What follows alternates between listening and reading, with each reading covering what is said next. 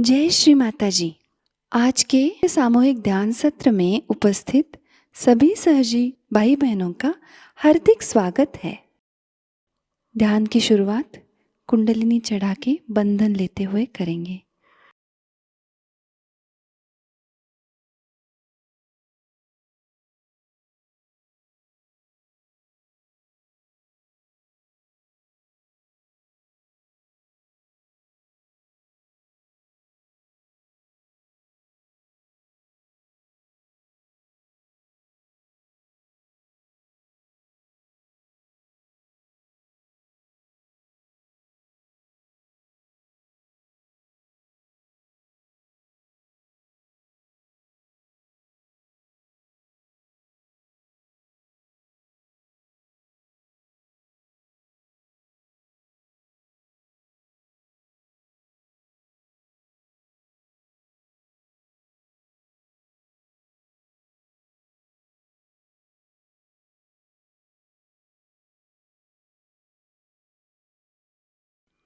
तीन महामंत्र और श्री गणेश मंत्र।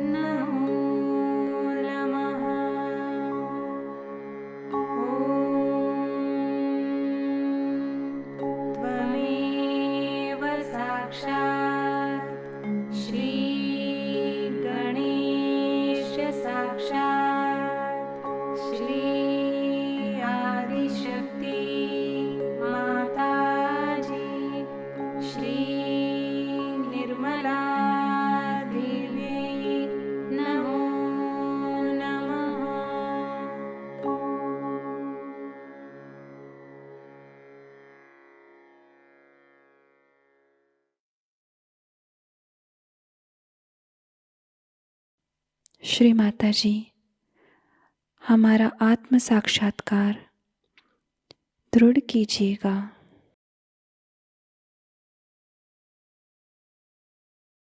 पूरा चित्त हमारे सहस्त्रार में ही रखेंगे।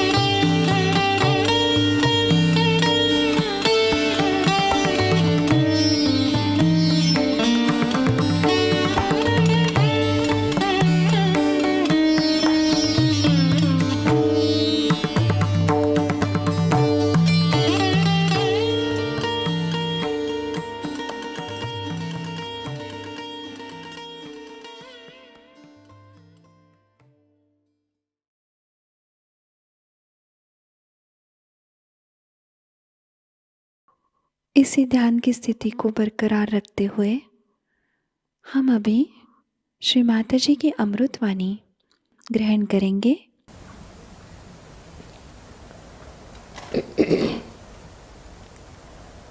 Today we are celebrating a great event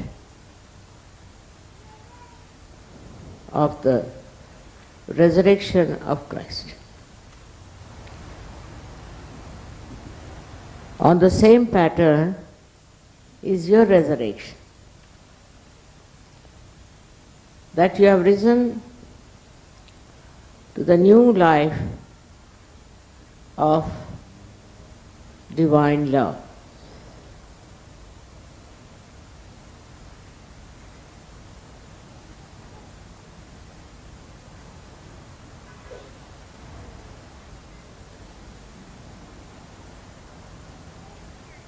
You were all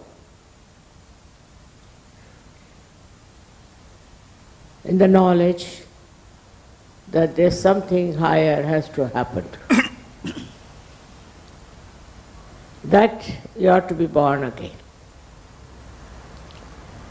But nobody knew how it works.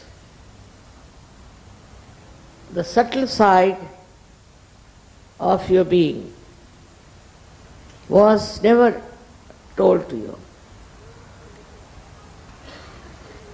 The saints only talked as to how you should behave.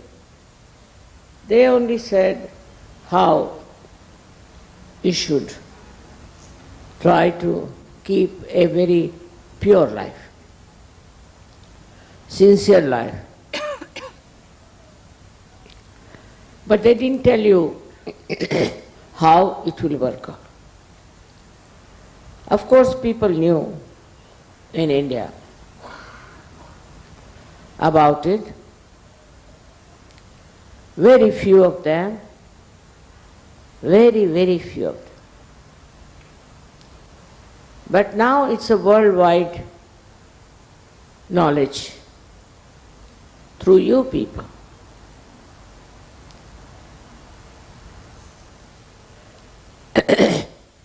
Now while your Kundalini rises,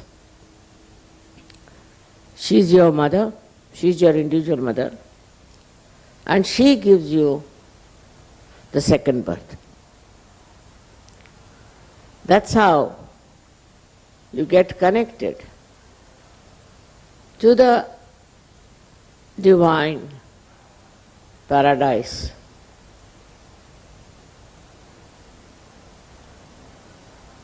All this, if it is told without realization, has no meaning. But people are given great ideas about it, and also were promised that one day your resurrection will come. It is the greatest happening for you. Is the greatest event of your life. And one must consider it's very fortunate that you have been able to achieve it. All this because you desired for it. In many of your lives, you have been desiring for the heavenly paradise. People have been going round in the hills and dales, seeking, doing all kinds of things.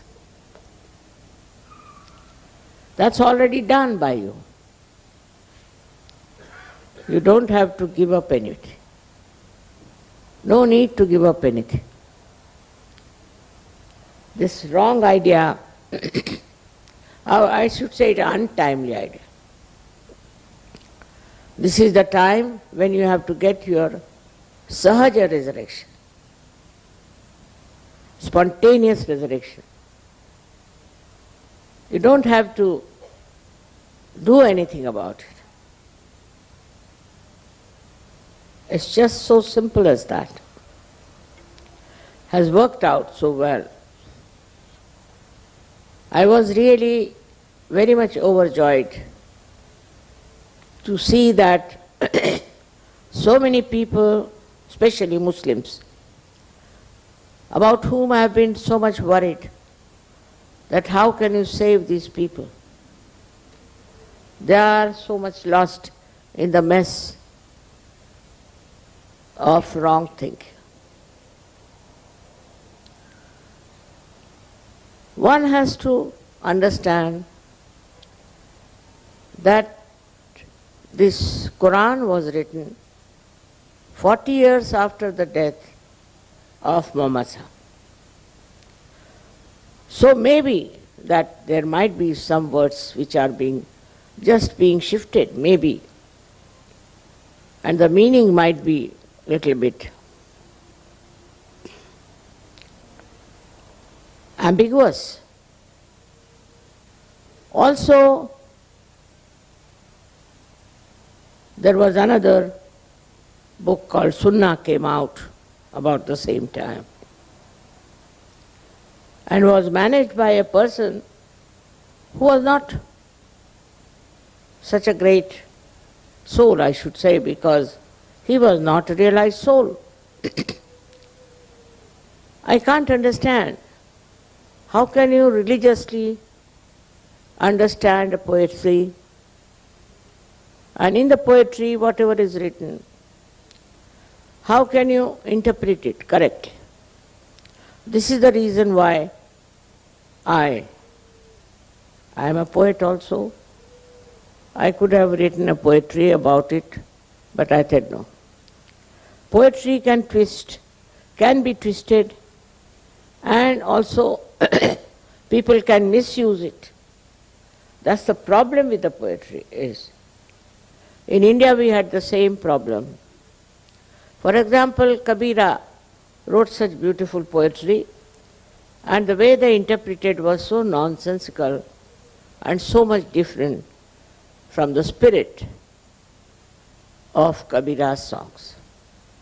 About everything, they can twist the words according to their own need. I found out if I wrote poetry about divinity. This is exactly what has happened. In all the religions I've seen, when it comes to poetry, people can twist it. Also, like in Bible, it was so much accepted that Paul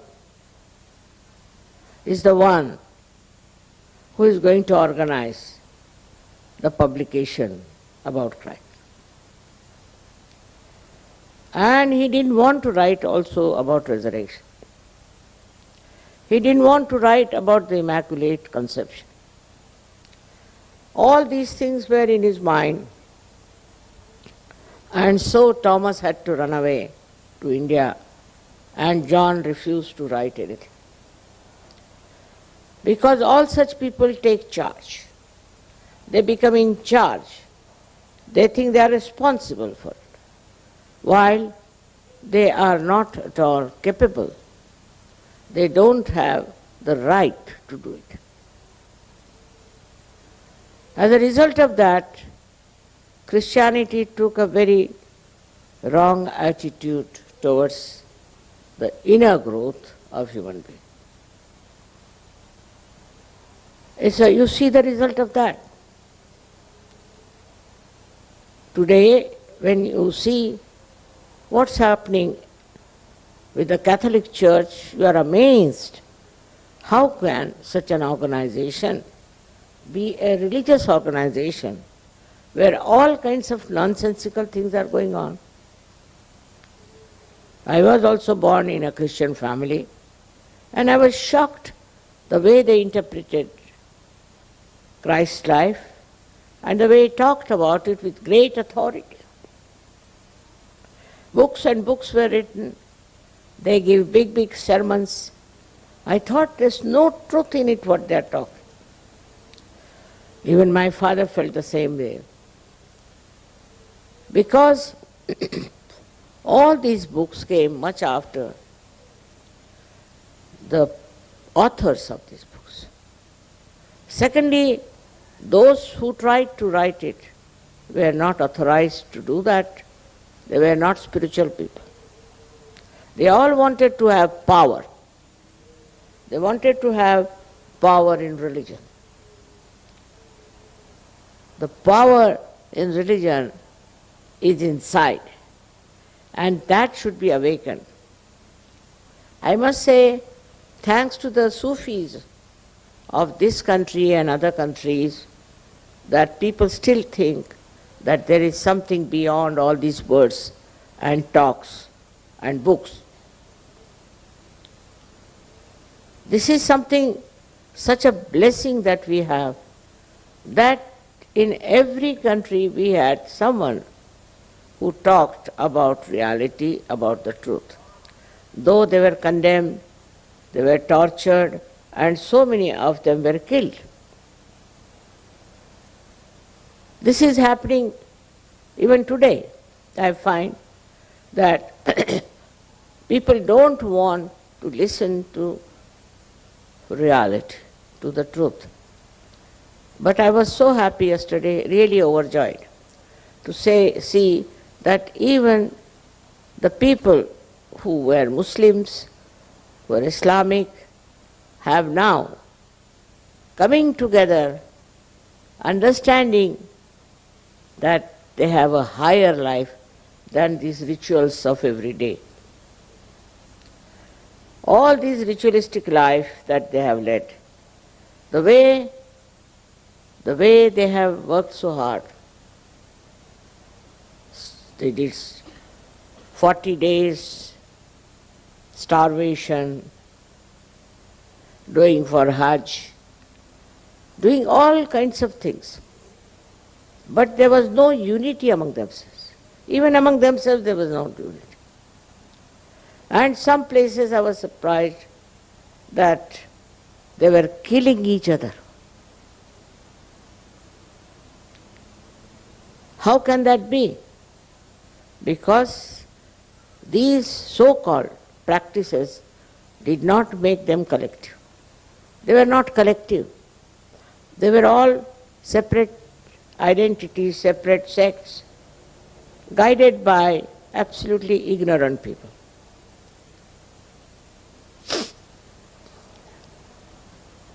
So, we have to really celebrate the unity of these people, the collective nature of these people who were lost to the truth.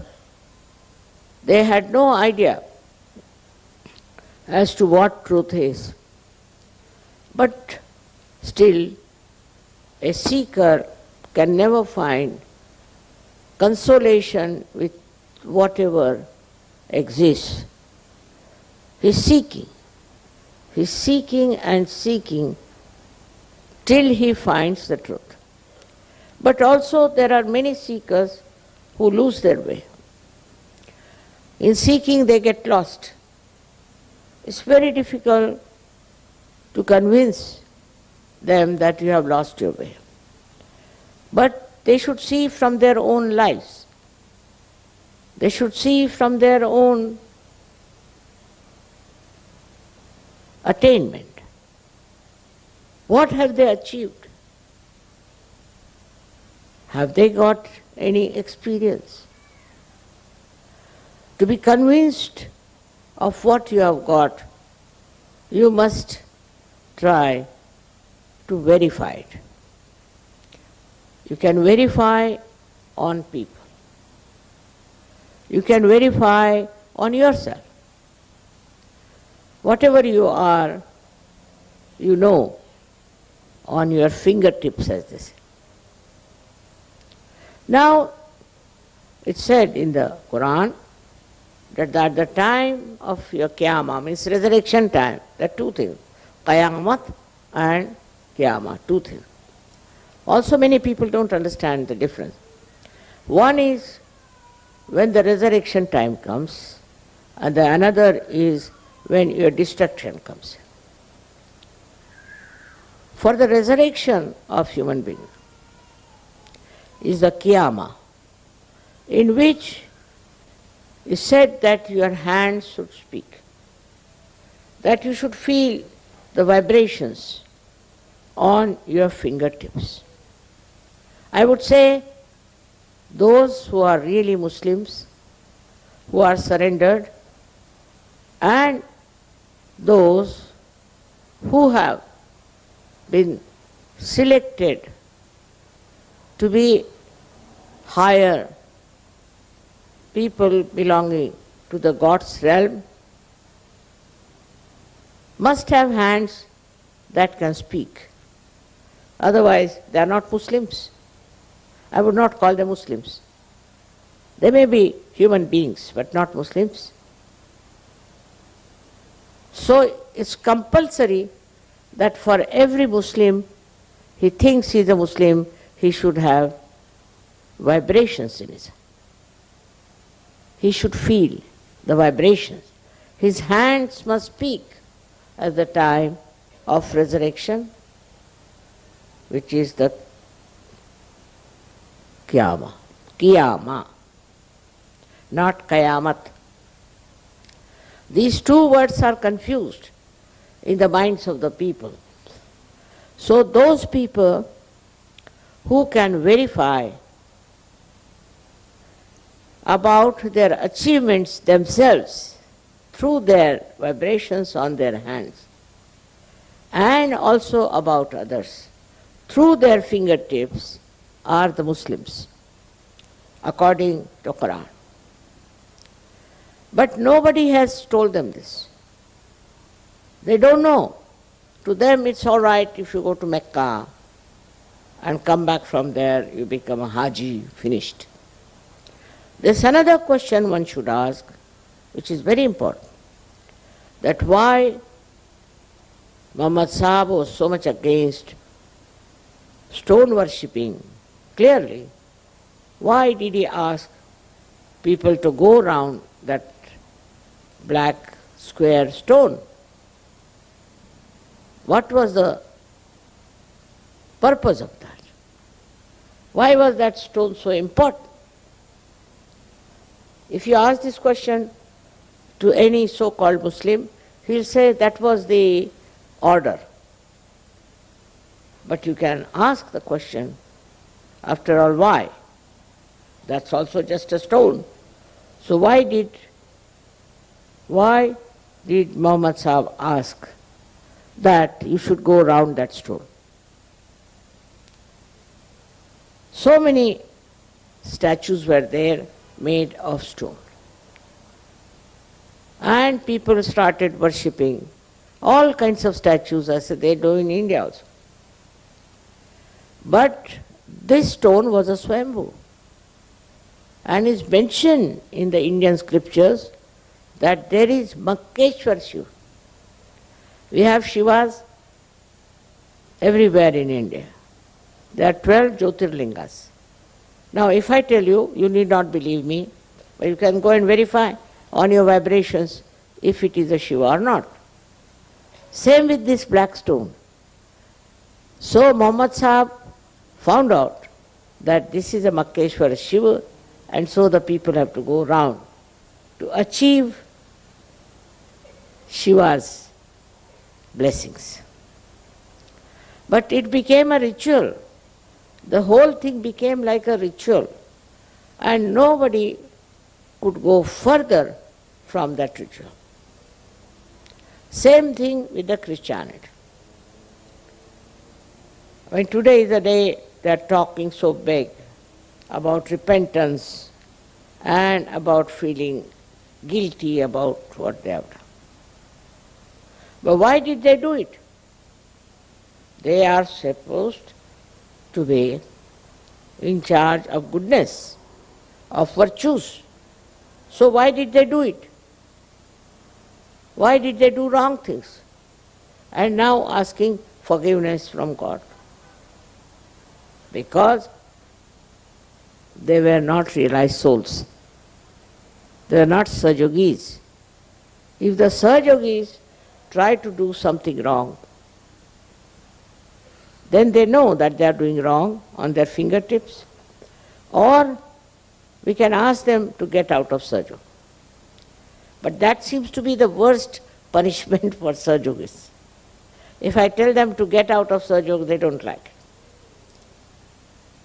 Why? Because they feel we are separated from reality.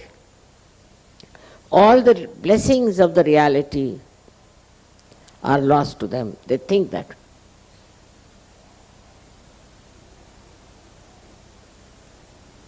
The punishment is nothing, because we just ask you get out of Sahaja. To look at it's nothing. But Sahaja is complete freedom. Sahaja is complete blessing. Sahaja is complete peace and joy. Surprisingly, if you read Quran, you'll be amazed that Muhammad Sahib wanted to bring peace. But it's not so. I met one man from Kashmir. He said that where is the peace? They are all fighting, we want peace. But surprisingly he said, in India we find there's peace.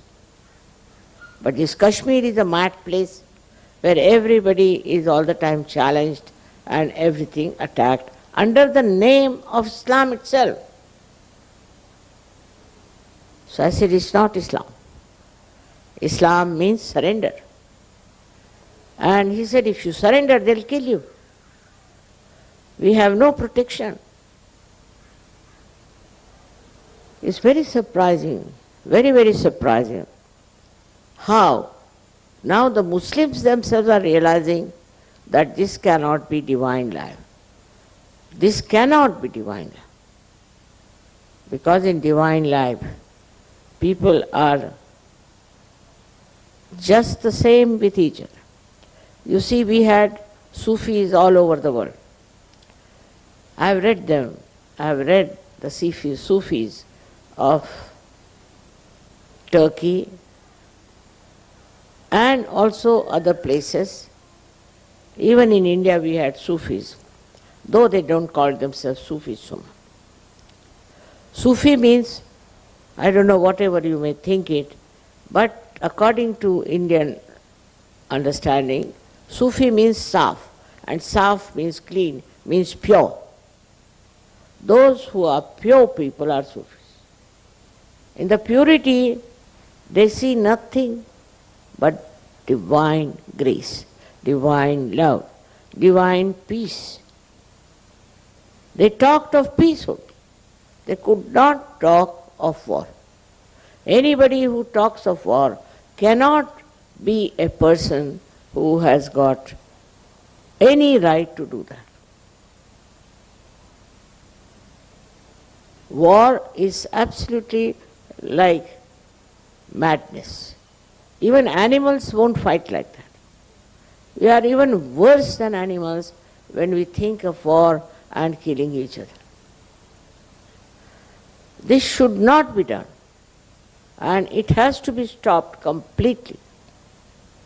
Nobody has right to kill anybody unless and until he is attacked.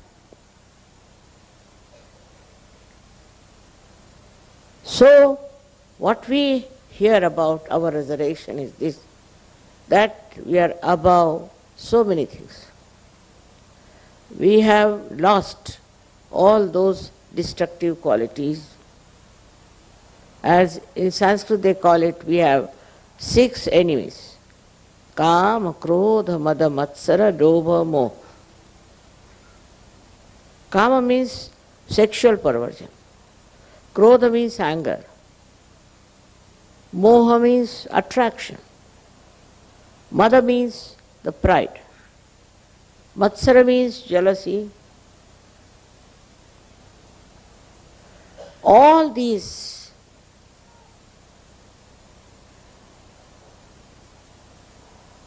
six things, sixth one is the greed.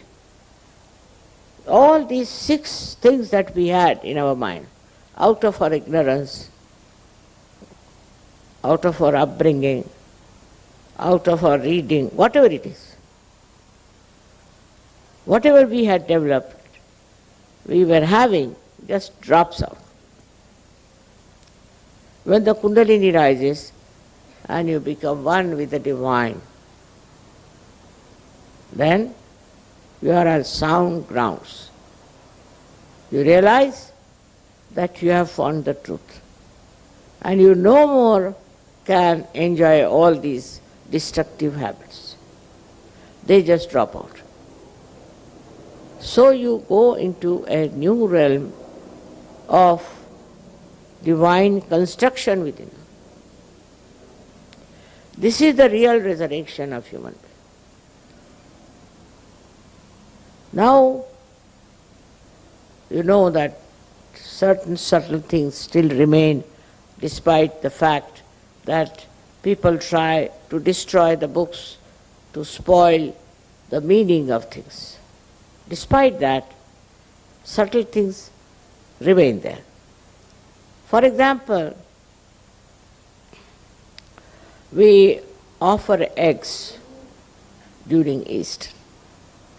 What's the meaning of offering eggs? Why should we offer an egg? First of all, we offer egg because the egg can go into a transformation. It can become a small chick. It can be born again. It's the egg has a capacity to be born again. So when you get this egg as a symbol of Easter, it means you can become a different person, a reformed person, and a great spiritual person. You can become. It means that. Why do we give eggs? People don't know. I asked so many people. I asked even some priests who think they are great authorities of Christianity. They didn't know why they give eggs. Secondly, if you read the story about the birth of Sri Ganesh, and then you proceed on, you'll be surprised is written down that it was called as Brahmand, means the egg of the Brahma. That came into existence, and half of it became the Mahavishnu, means the Christ, and half of it remained as Sri Ganesh. And then it is said that then when Mahavishnu came out, he started crying for his father. Just think of it. He was asking for his father. Now if you see Christ, he always uses these two fingers. No other incarnation has used these two fingers. This means, this is the Vishuddhi and this is the Nabi. That means he's talking of his father who was Nabi king. Who is that? You know that very well, it's the Vishnu. And his incarnation as Sri Krishna. So what he's indicating is this, that they are my father. How clearly he does that? Why not have some other mudras, other style of holding the fingers? But he holds always these two fingers. Meaning, my father, the one who was Vishnu and who was Sri Krishna. And then in the lives of Sri Krishna, they say Mahavishnu will be your son. All these things are not put together, as I am telling you, separately. But if you have proper understanding, you can understand the connection between the two. That Christ was the son of Sri Vishnu and Sri Krishna. And that was blessed, that you will be the support of the whole universe. The support, the Aadhar of the whole universe. He said it clearly. It is said so. That you will be supporting the whole universe. Now the one half is Sri Ganesh, who is the support in a way. It supports the Kundalini. It looks after the Kundalini. It looks after the chastity of the mother. And the another one which is expressed is Jesus Christ, who is the support of the whole universe. So naturally, it has to be the moral basis, as he is a part and parcel of Sri Ganesha. It's the moral basis of human being. On the moral basis only will be supported. Not all other nonsense that they have, but a moral basis, and which is missing in the lives of Christianity. Everything is allowed. Very surprising. You can do whatever you like, as long as you don't take a divorce in the Catholic Church. And also in the other church, which we can call non-Catholic churches, there are many. Even if you are married, you can do whatever you like. Even the Vatican, I was told, has all these problems. How can that be? If you are the people who think you are baptized, I mean, there's a big celebration of baptism by these priests. Then where is the Sahasrara? And where is the Kundalini? And how do you have your second birth? There's no second birth. Just some priest puts his hand on your head. Actually, it makes a problem for realized souls to put hand of the priests who are not realized souls. And that creates a problem for children. I've seen many children, they start crying loudly when they are being blessed by these priests. Because they are realized souls and the priests are not. It's very interesting.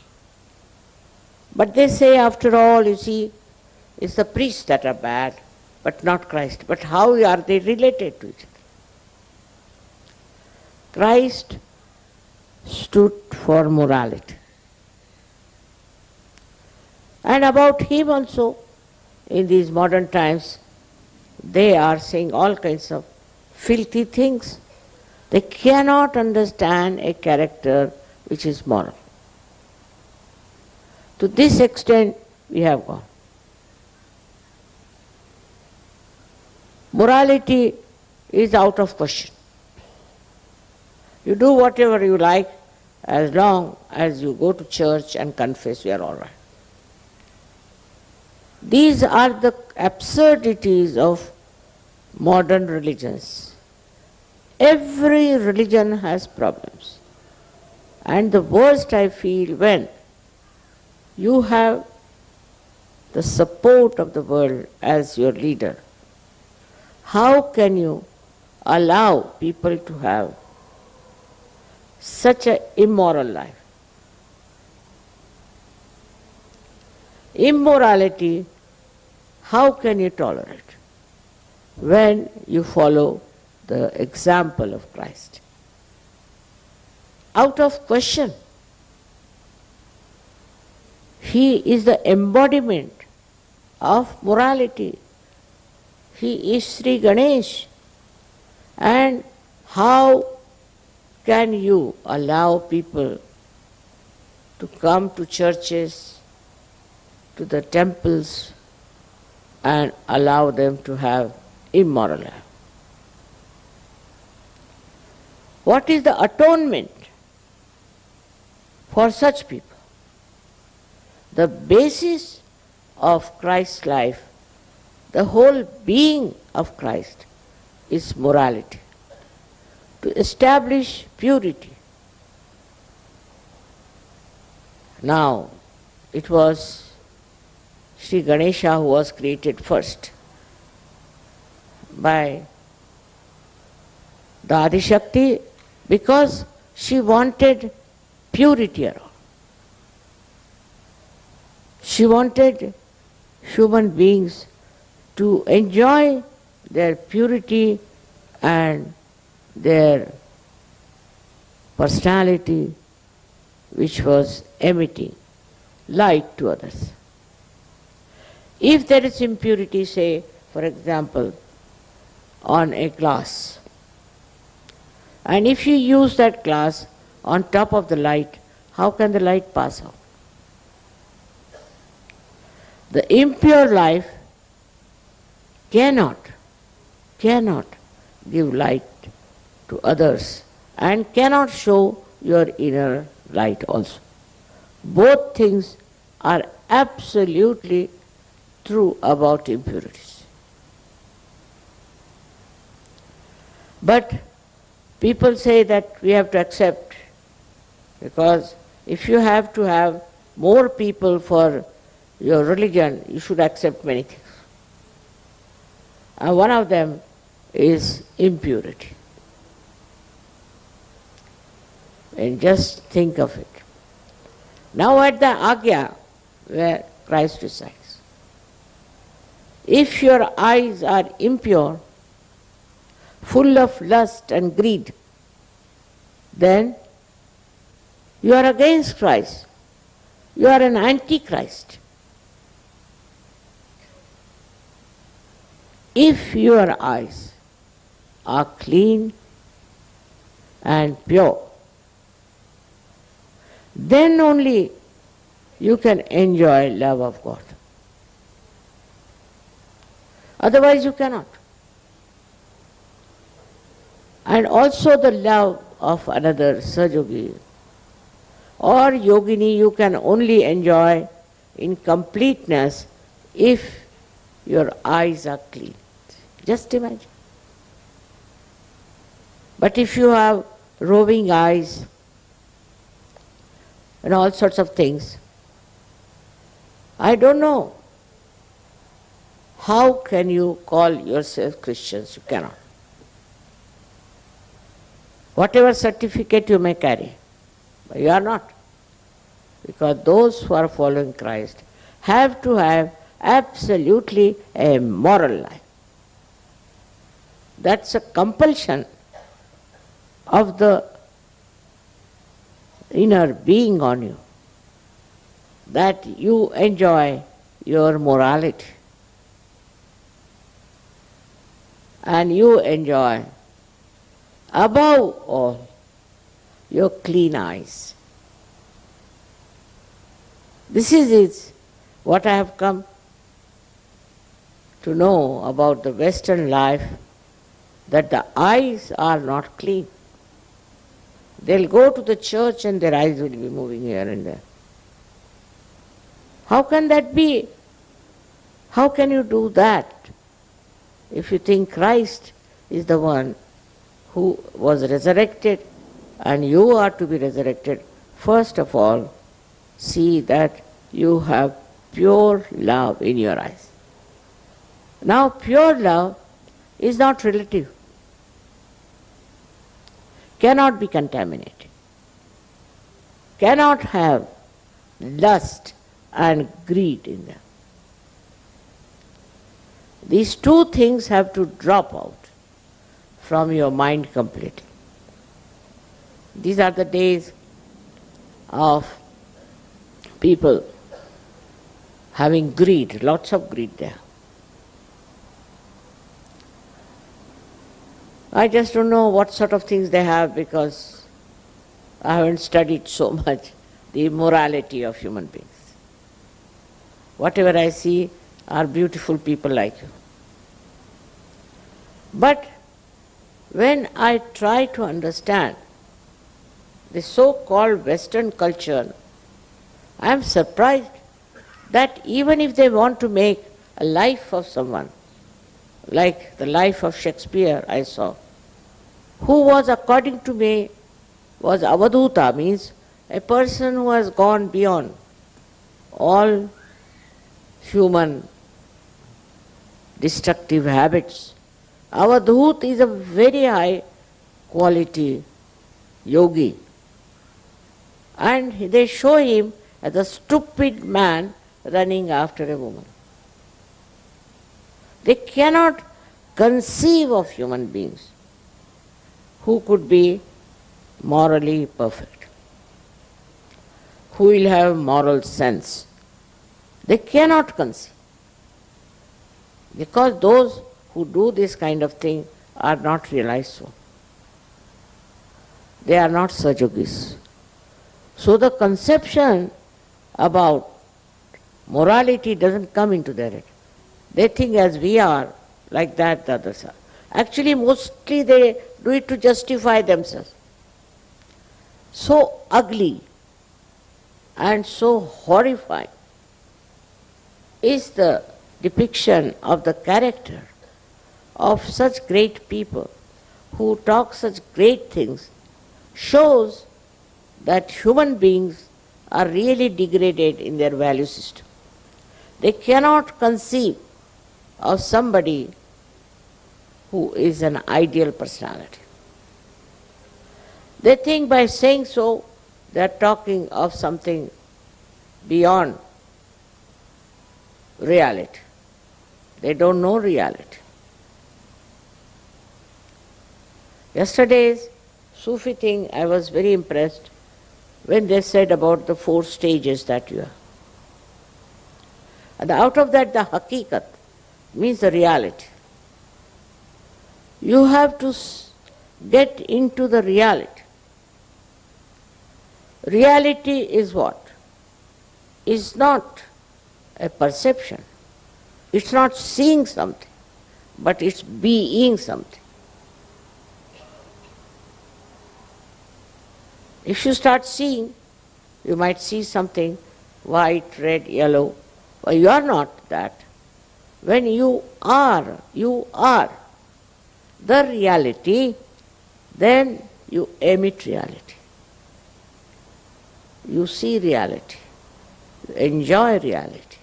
You live in reality. This is real life.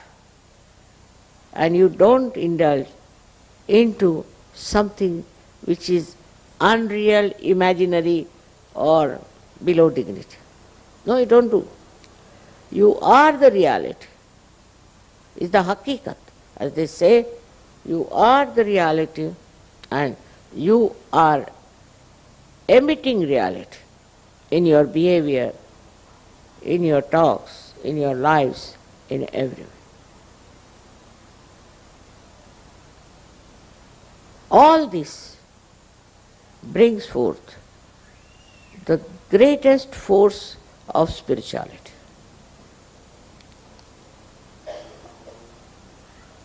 Whatever is falsehood, whatever is wrong, whatever is destructive will run away from a man who stands in reality. It is automatic. It is absolutely part and parcel of the same personality who is supposed to be a realized soul. So, your resurrection has taken place, no doubt. All right. Your hands are speaking, all right. I don't want to give you any command or any kind of a fixed road that you have to follow. Now you are free because you have the light. When you have the light, why should I tell you which way to go? You know yourself that you have the light, so you follow yourself.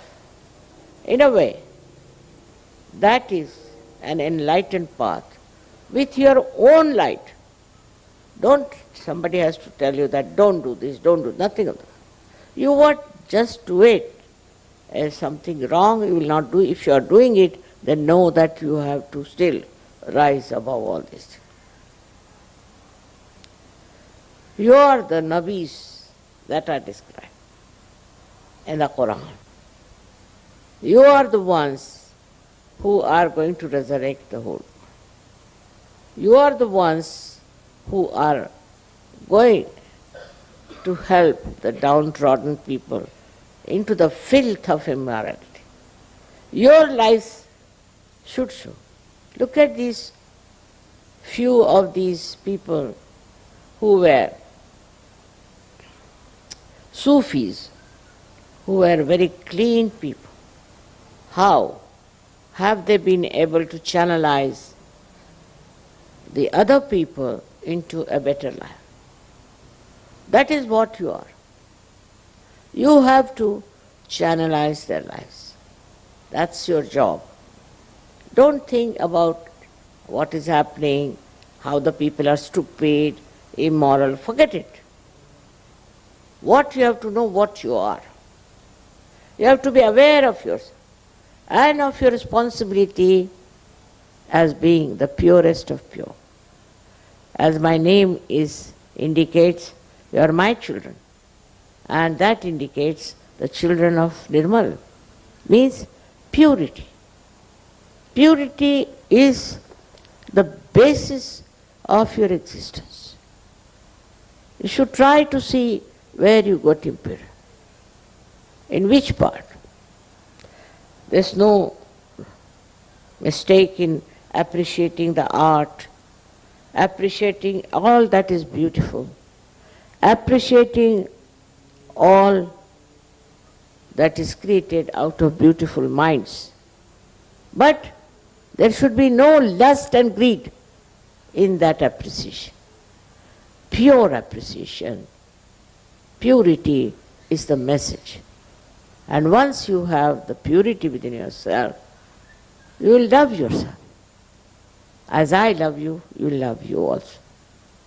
And then you will understand this word love, which comes out of the purity, the blossoming of your purity, the fragrance of your purity.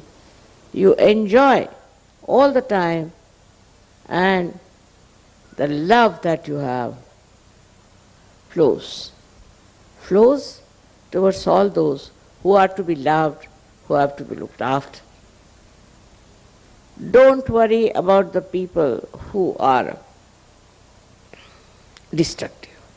And that's the only word I can use, because there are so many things one can say about. Let them be destructive because they are destroying themselves. Why should we worry about them? They think they are destroying others, but they are not. They are destroying themselves, so forget about it. Just forget you think yourself to be responsible for the construction of the whole world. It's not only few people. You are very intelligent, knowledgeable, and understanding. You are not like the disciples of Christ who were not educated, who didn't understand so much, and who did get realization but were not of your level. Whatever they could do reached to a point where this kind of a mess of a Christianity has come. But you can't create that kind. You will create a new, vibrant religion which is global. I was very happy to see that now we have people from all over the world. It's a global movement all over. It has nothing to do with the limited ideas of so-called religions. They have ruined every religion. Islam is ruined, Christianity ruined, and Hinduism ruined, and Buddhism the worst. In Buddhism you give up everything. All your belongings, all your properties, give to the Guru. Imagine. And the Guru is so greedy, horrible fellow. How can he give resurrection? Himself is a greedy fellow,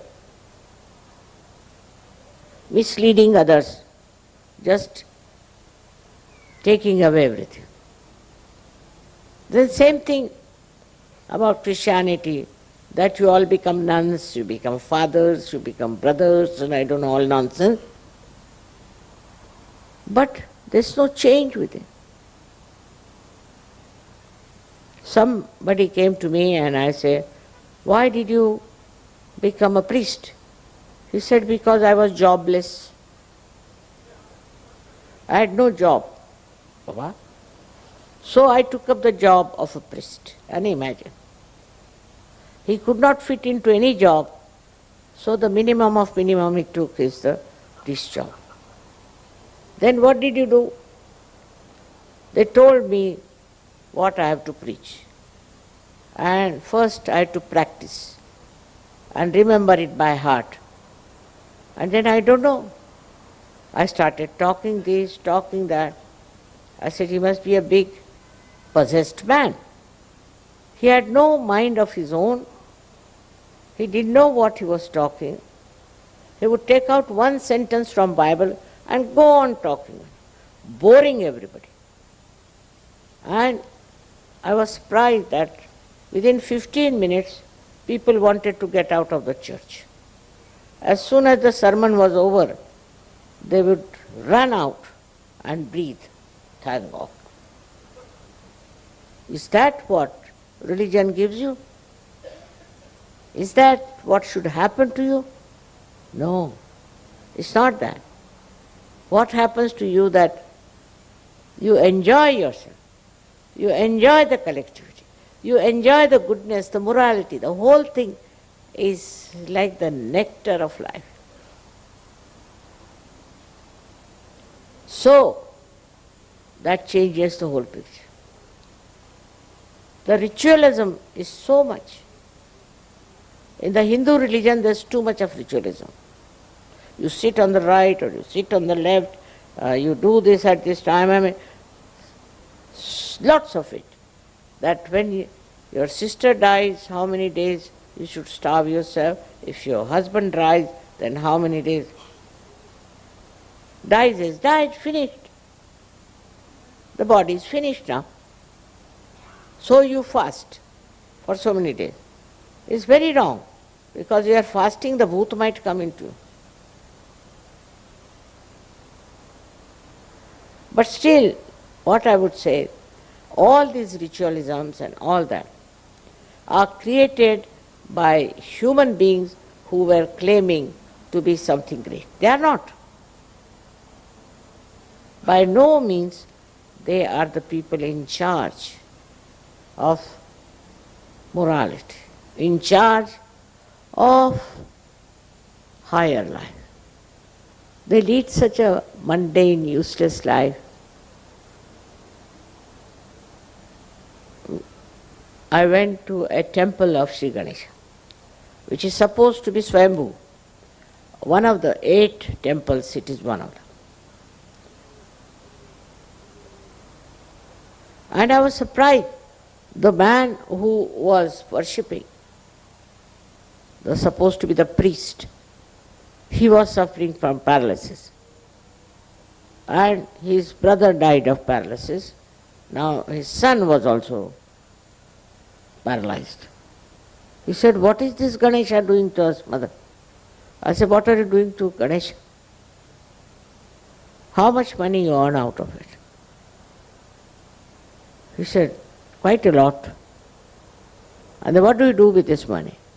Do you do anything for the society? Do you try to improve their lives?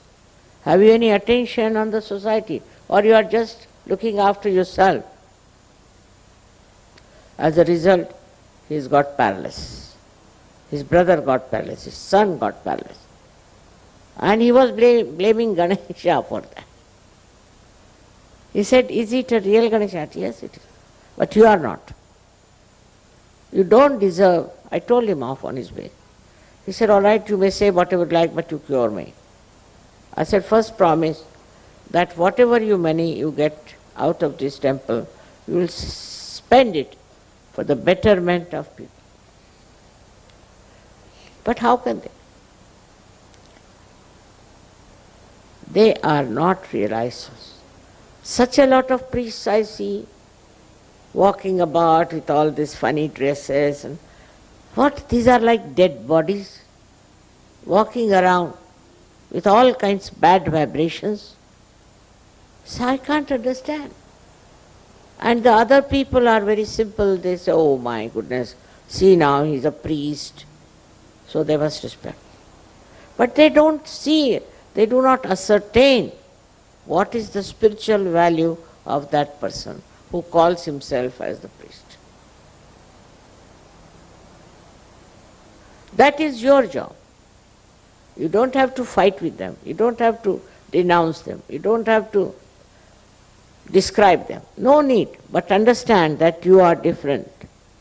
You have the right. You are the authority. And so, with that authority and confidence, you have to go about and save people. You are realized souls. You got your resurrection. You are yogis, I agree. But what is your job?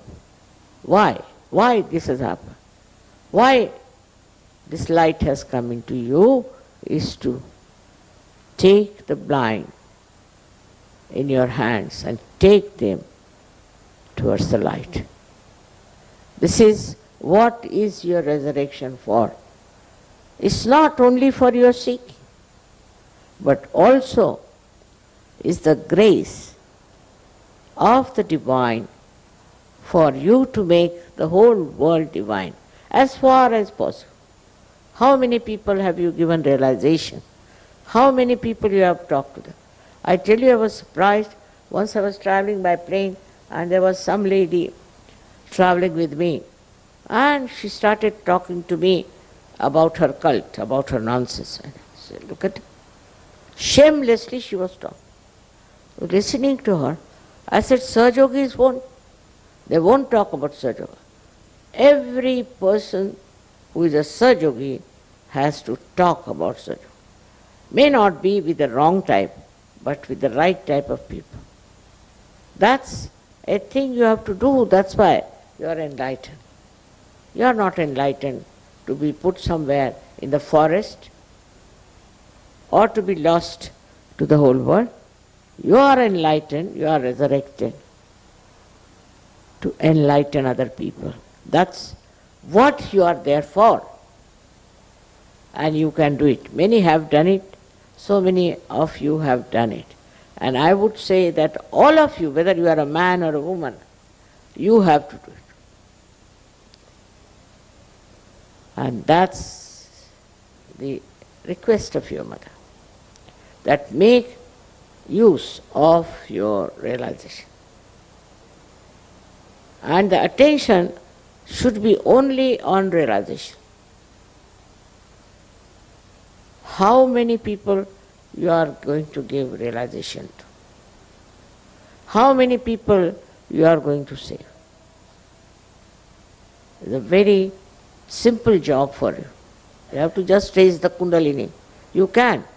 You should see how just with your hand you can raise the kundalini of others and give them their resurrection. You don't have to do anything. The life is not that difficult for you. Your job is the easiest thing. It's just to raise your hand. In your hand you have the power. Just to raise your hand and give them realization. Instead of feeling diffident. So that's why I would say you are all resurrected. You are all realized souls. And you have to create the divine paradise. अब हम निःशब्द ध्यान में रहते हैं।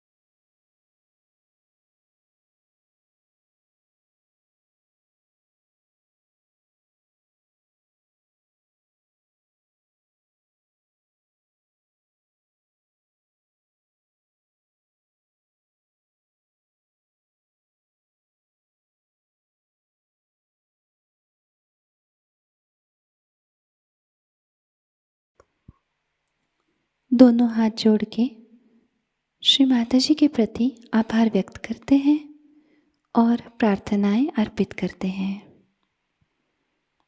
परम पूज्य श्री माताजी, आज का सामूहिक ध्यान हम आपके श्री चरणों में समर्पित करते हैं। आज के ध्यान में आपने हमें निरानंद प्रदान कर हमें चैतन्य से आशीर्वादित किया, इसलिए हम आपके हृदय से ऋणी हैं। संपूर्ण विश्व में विश्व निर्मल धर्म प्रस्थापित करने हेतु कृपा कर हमें सहयोग प्रचार प्रसार का शुद्ध एवं प्रभावी माध्यम बनाइएगा माँ। हमारी सभी प्रार्थनाओं का स्वीकार कर हमें आशीर्वादित करने की कृपा करना माँ। जय श्री माताजी। सामूहिक बंधन लेते हैं।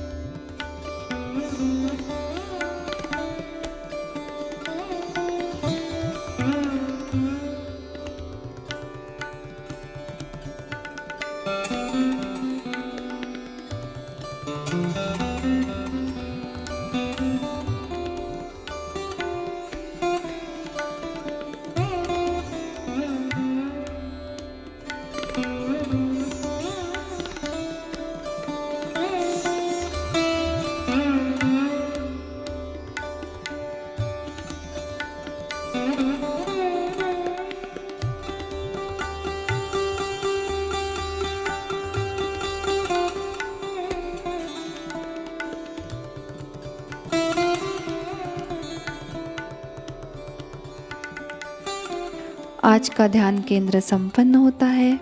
जय श्री माताजी।